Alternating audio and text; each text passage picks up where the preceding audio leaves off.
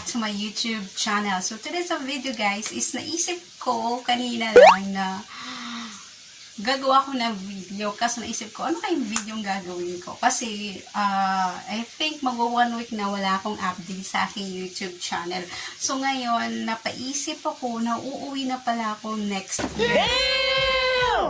So bali mako 4 years na po ako next year.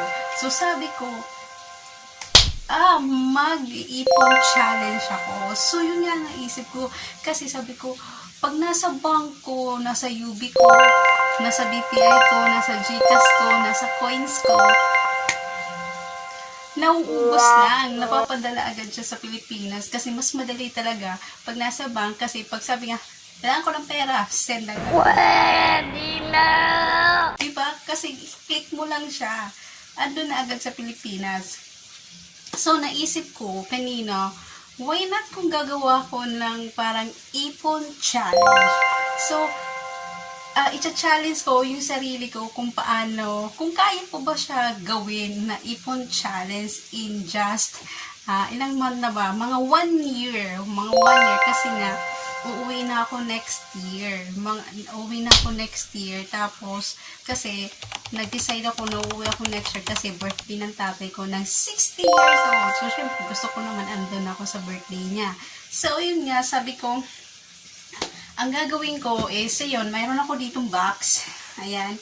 So, mayroon lang akong box is yung sa cellphone ko, di ba? Yung sa Vivo ko. So, ito yung gagawin kong ipon challenge box na gagawin ko. So, bubuksan ko ito next year before ako uuwi ng Pilipinas. So, bali, mga July, end of July, bubuksan ko na to. So, let's see kung kaya ko ba mag-ipon challenge. Diba? Ito-challenge ko yung sarili ko kung kaya ko makapag-ipon dito. Actually, guys, hindi ako mahilig maglagay ng pera sa wallet. Kasi minsan yung laman ng wallet ko, $10, $20 pang sling card ko lang. Kasi kailangan ko rin kasi po ng cash. Para yung sling card ko may laman siya. Syempre kailangan mo ilagay yun sa machine. Kasi kahit wala kang cash, pwede ka gumala. Di ba? Pwede ka gumala kahit saan. Kasi kahit di mo kailangan ng cash, as long as may ATM ka, pwede ka lumabas. Di ba? So, kailangan ko mag-withdraw ng $10 para lang panlagay ng sa sling ko. So, kung gusto ko kumain, like sa Jollibee or sa McDonald's, gagamitin ko lang yung ATM ko. So, wala akong cash, di ba? ATM lang. Kung may bibili na ako ng mga stuff, ATM ang gamit ko, di ba? cash. Di ba? Isa-swipe mo lang, di ba? So, yun na nga, may iba tayo. Yun na nga, i-challenge ko yung sarili ko, mag-ipon challenge. So, bubuksan natin yan siya next year.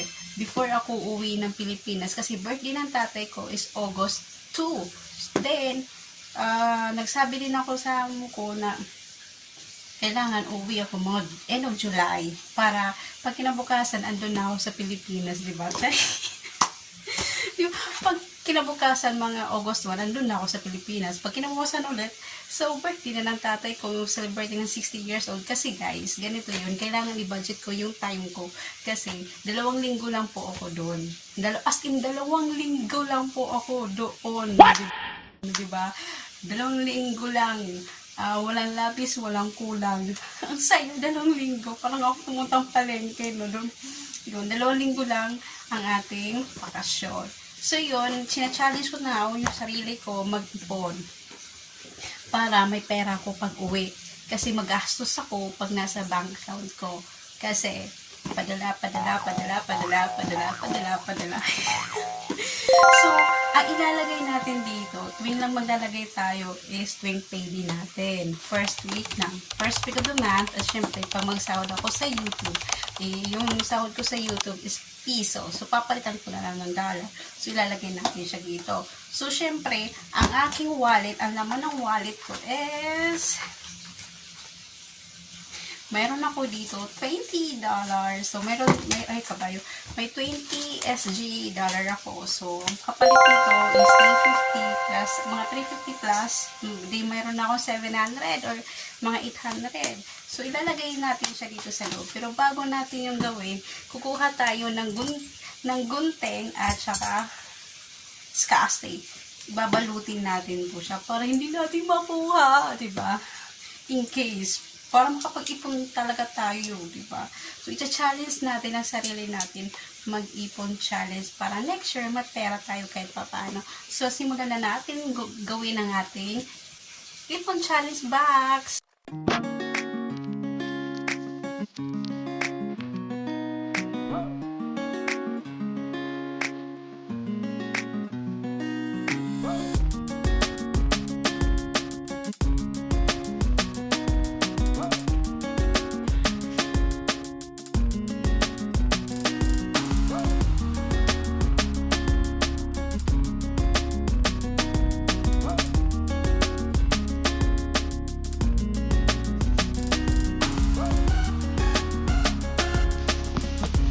So, nakikita nyo guys, is sarado na siya. Ang dami ng Scotch tape dyan. Hindi na siya matatanggal kahit anong gawin mo kung hindi butasan dyan. So, ayan, nakikita nyo guys, na butasan ko na siya. So, ilalagay na natin ang ating $40. So, ayan yung ating $40. So, syempre, kailangan natin siya tupiin para magkasya. Ayan guys, ay papasok na natin yung $40. Wala na akong pera. Ito lang ang pera ko sa wallet ko, promise. Pero parang hindi nagkasya guys. Anong gagawin ko? Ayan, nagkasya na siya. Ayan na. Pasok natin. Ayan yung $40 natin. At ipasok po ulit natin.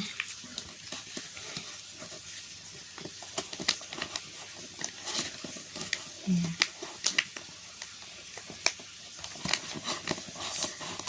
So, ayan na yung $40 natin. Ayan. So, ganyan lang po ang ating ipon challenge box natin. Sisimulan po natin to ngayong araw nito and maghuhulog ulit tayo next month sa ating payday. Dito natin lalagay. Let's see na lang kung magkano yung matira na pera sa akin. So, maghulog tayo. Kahit magkano, at least nalalagyan natin yung box natin. Kahit 20 yan, 40, 50, okay lang yan as long as nalalagyan natin yung box. Binibigyan natin siya ng share. So, ito ang ating ipon challenge. So, bubuksan natin to next year. Mga end of July kasi mga August. Birthday ng tatay ko ng August to as a Caterina. So, ito lang ang ating video for today guys. So, that's all for today's video guys. Ayan. So, ayan. As nakita nyo naman po, nakashow na po lahat. Yan, nilagyan ko na muna ng lahat ng Scotch tape yung para hindi siya nabubuksan. Then, yung butas po yung nasa gitna is maliit lang po. Kung nakita nyo po kanina, naglagay na po natin yung $40 dito. Mga worth of 800 na yon. So, next month ulit ako maglalagay nito para sa payday ko. Diba? So, kung kaya ko iipon challenge yung sarili ko, why not itry nyo din? Baka di mo inaasahan yung 20-20 mo lumaki na hanggang isang taon, di ba? So, 20 times 24, malaki na rin. Di ba? Pero I wish na kaya ko, di ba? Ma-achieve ko man lang yung ipon challenge. Masabi ko, ay kaya ko pala, di ba? Mag-ipon. So, bubuksan natin to ng end of July before ako uwi ng Pinas. Yun. So, have a good day and thank you for watching my video. So, maraming salamat. Give me a thumbs up and subscribe and don't forget to hit the bell button para lagi kayo updated sa aking mga video. Walang kwenta. So, bye for now guys. So, bye!